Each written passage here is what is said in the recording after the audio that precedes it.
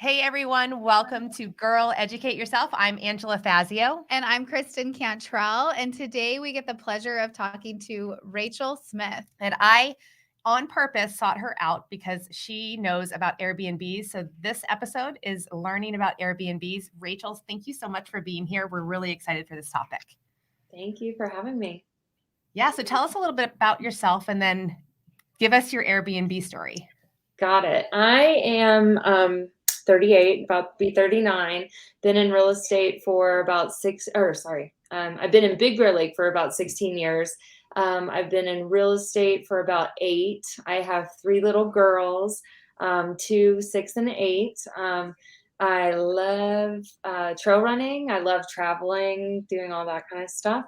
And then when I first moved to California, I moved out here to manage 400 vacation rentals. And this was before Airbnb was even a thing. I remember Airbnb coming in our office at the time and saying, how about you give us some of your inventory? And we were like, that sounds fun. So fast forward to today, that seems like it's what everybody's doing. About 6 years ago was when I bought my first Airbnb up in Big Bear too. So since then I've owned and sold and probably had about 4 or 5. That's awesome. Yeah, that's so cool. And that's such a great area for that to have an Airbnb. But how cool is it that how much the short-term rental market has changed too? Like when you go to look for a home, I'm actually looking in California, and it's like to go to a property management company to get a rental is like so archaic. It's like you have to be on Airbnb and VRBO. Right. Right. A lot of selling real estate, obviously, in a second home market, everybody wants to know what does that house make.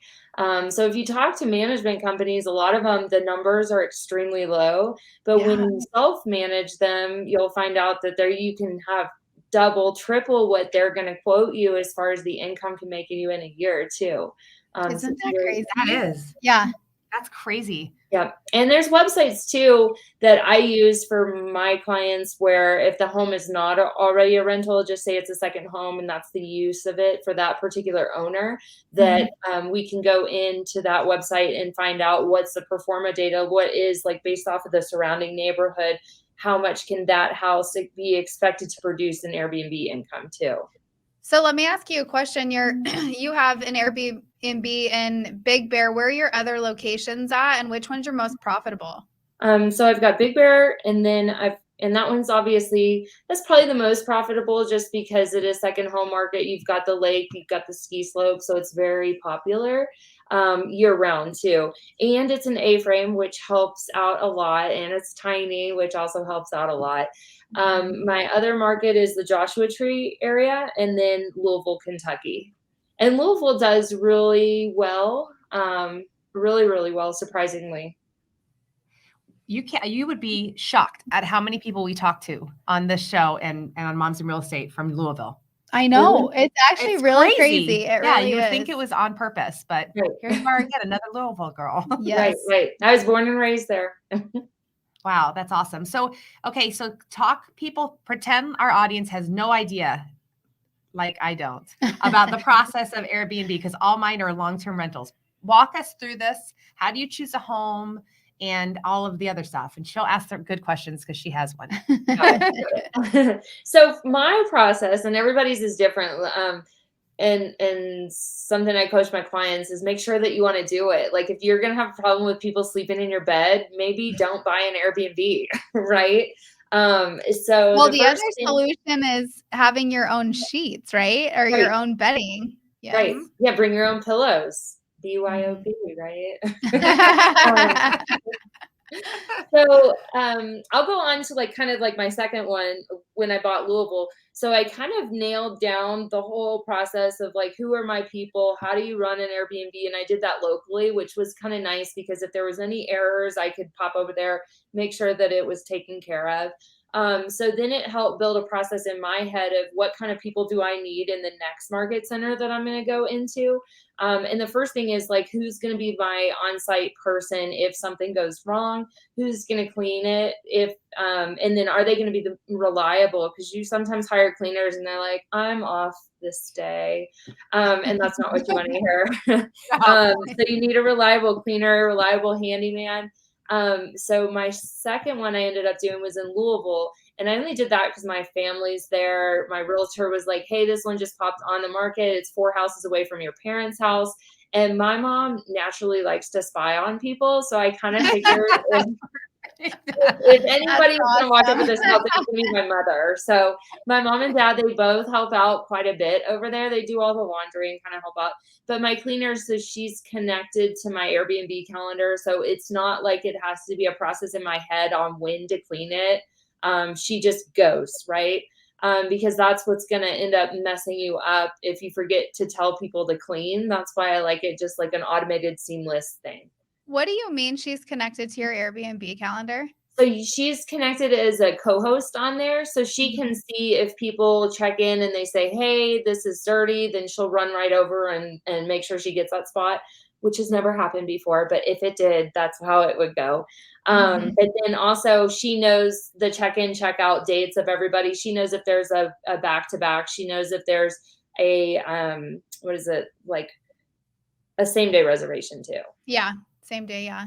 So then do you do Airbnb and VRBO and sync your calendars? Is that something you suggest to people? I did at the very beginning. So I did that on the tiny A-frame that we have in Big Bear. And what I found was that house was more suited for Airbnb clientele. So I put it on there, same price on both websites. I think I ran it for a couple months, only had one inquiry through VRBO. And I was just like, I'm not even going to give it the energy because I could pretty much fill the calendar through Airbnb. And their platform seemed a lot easier for myself. So I just chose to go that route. My house in Kentucky would probably be good on VRBO, but it's not hurting for reservations. Which I think it brings up a really good question because some people are probably like, what do you mean? Why would it be on VRBO or Airbnb? Like it does bring a different clientele for sure. So why don't you tell us like, why would you choose one over the other? I would assume, and I have not done any research, but just being in the industry, I would think that for VRBO, you're probably looking at like a bigger families coming all together. My house in California, Big Bear, it is just small. It's usually just 2 people. So it seemed like a better fit for Airbnb. It's just like this hipster house, and that seemed to be like the hipster clientele. So it seemed like it did really strong there. I hadn't tried any of the other Airbnbs on VRBO either, just because my first start with it just didn't end up producing anything. So I like things to be easy. So yeah. Keep it as easy as possible. I do sync my calendars, but I definitely agree. It brings in different clientele. What I noticed was it's bigger bookings on VRBO, like longer, and it's older people. And Airbnb is very much like a younger crowd, more family friendly. I didn't know if I could say that or not on here, but yes, it is what it is. It's just statistics. Yeah, it's 3 years of bookings that I'm going off of. So yeah, right. So how do you decide on the pricing? It's interesting. In different markets, I have different plans that I go by. Up in Big Bear, I kind of keep my calendar open for the next 2 weeks and kind of keep it high. And then I'll block out more than what Airbnb allows me to do. Or I mean, Airbnb has the rotating 3-6 month calendar where it just opens up every day, but I'll keep mine blocked just show the next 2 weeks.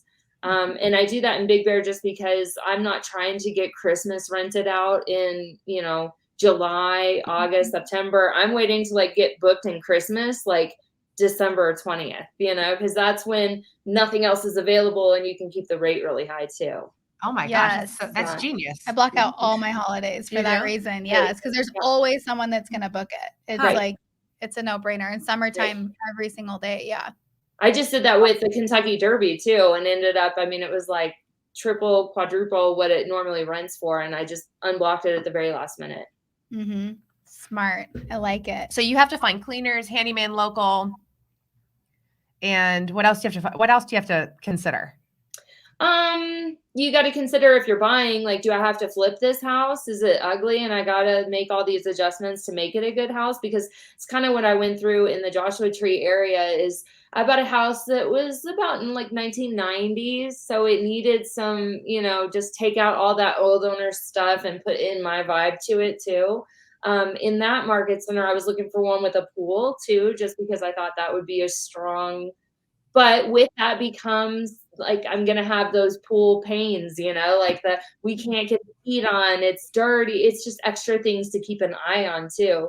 And so your question too is, if you have a spa or a pool, you've got to have a hot tub person that's on there as a co-host as well, just so that they know when to go clean it. Good point. Yeah, that's a really good point. So, what was I just I gonna ask? have a question. So you said you have to make it your vibe, and I think that's a really good point, because you really do have to try to make your properties like Instagrammable these days, right? And you've got so much competition on the platform, so you got to make yours stand out. How do you go about making yours stand out and having like your vibe to it? So I've often thought about this too, is kind of trying to create that like Instagrammable place within the house, So in the Joshua Tree one, I was going down there and putting like the grass wall up, in the bedrooms, just to kind of try and make it like a little hipster vibe that people want to photograph, right?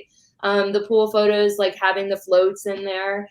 Also in all of mine, I use a website called Box Brownie, where you can just send the original photo through and they'll like, twilight shot the background, right? So if your photographer went out and just took daylight photos, you can kind of change the scenery of the sky and like set the mood a little bit. And then I like a clean, personally, just because I have kids. So when I travel, I'm always looking for like, what kind of, this house has too much clutter, they're going to break everything inside. So Totally. Yep. Yes. So that's part of my vibe, is take out all of the clutter, have it minimal in there, and then just have it clean, basically. Yeah. Well, yeah, I definitely look for that kind of stuff too. And I think that it sells more. I feel like less is more when you have an Airbnb, for sure. Right. Mm-hmm. What would say your biggest pain point is when it comes to managing your own, especially managing multiples? What would be your biggest pain point? Biggest pain point is just if you aren't local and there's like a bigger issue, right? Like I think one of them, the key was missing and my mom was out at dinner, and it's just like, oh my gosh, what are we going to do? Because the housekeeper had taken the key. So it's just like, sometimes you get that frustration of like, I'm not like, if I was there, I would just run the key over. So you got to create like predictive, like backup thoughts on, okay, if the key is missing now I've got another key hidden at the property where they can get into another one. And then also neighbors too, like controlling, my original neighbor in Louisville, she tried to get us shut down, but we did everything by the books and she ended up moving. But sometimes if they want you bad enough, like they will try and shut you down. Oh yeah. My neighbor next door at my Airbnb is the most evil person I've ever met in my entire life. I'm not even kidding. Right. The address of that house is. I'm just kidding. So I can buy the other side and help you out. Yes. She actually thinks because she's lived there longer than me that she can tell me like whatever she wants. She's so mean. She's got authority, right? I've actually got pretty good neighbors now. My one in California, he's a full-time police officer up here, never says a word. He's like, I just don't ever have any issues. And that's why I like those smaller homes, is because it's generally just couples wanting to make out. It's not like a big wild party, right? In Kentucky. That was awesome. That's why I pick an A-frame. I'm all, hey, it's easier to make out in this little house. Right. You're not getting like 8 people in there. So you don't have that noise factor either. In Kentucky, we actually had a crazy story. He couldn't prove it, but my good neighbor on the other side, his son had like a gun pulled on him by a party that may have been at my house, may have been at somebody else's house, but he was totally cool with it. So we had to call the sheriff that night and like interview everybody in the neighborhood, but it ended up being fine. And he's been supportive of the whole process ever since. I mean, he calls me like from time to time and wonders and asks me like, hey, can I rent it for my family members? So he's not That's completely cool. hating A lot on of my it. neighbors are like that too. It's just the Right. one. The mean The one. one. Well, I think this has been so helpful. I know it's helpful for me because she keeps telling me to take some of my long-term rentals and convert them to You Airbnb. just make so much more sometimes. And I don't know why. Well, I can tell you why if you want to know. I mean, the first year I bought that A-frame up in Big Bear, so I had the mortgage payment, and since I did Airbnb, it paid itself off in 3 years by just taking all the income and dumping it onto the mortgage. But the biggest factor was that I was making like $200 a month over top the mortgage on every single month on a long term. So I rented it long term 1 year because I was pregnant and I was like, I don't want to deal with it, right? Yeah. And that next year when I decided to go Airbnb, I made everything that I made off of that one long term renter in 1 month. You know, so Yeah, it was that's just like, why did I ever do that? You're so smart to dump all that money into your mortgage. Are you going to do that now? No, but I will dump more money, but not all of it. Right. Yeah.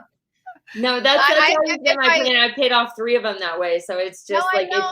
So you make it very compelling for me to do that. Second time we had another taping of a guest today who was so smart about money, teaching your kids about handling money. So good. That I'm so convicted. Now I'm convicted about Airbnbs. I know. Right. Yeah. I'm glad someone can knock some sense into her. Right. Do you feel like when you tell your kids something and you keep telling them and then someone else tells them, you listen? Yes. And then they're like, oh, bad idea. But I get it. Anybody ever tell me that? Yeah, I get it because we're like giving each other advice all the time. It's easy to say, no, not from you. Right. But one of my best friends. You just got through. I'm happy. Yeah. I'll manage it for her too. You will? For a small fee. For a small fee, yes. All about those income streams. That's right. That's right. Well, thank you. Thank you again for sharing your wisdom about Airbnbs. That was really awesome. Mm-hmm. Yeah, you're welcome. So good.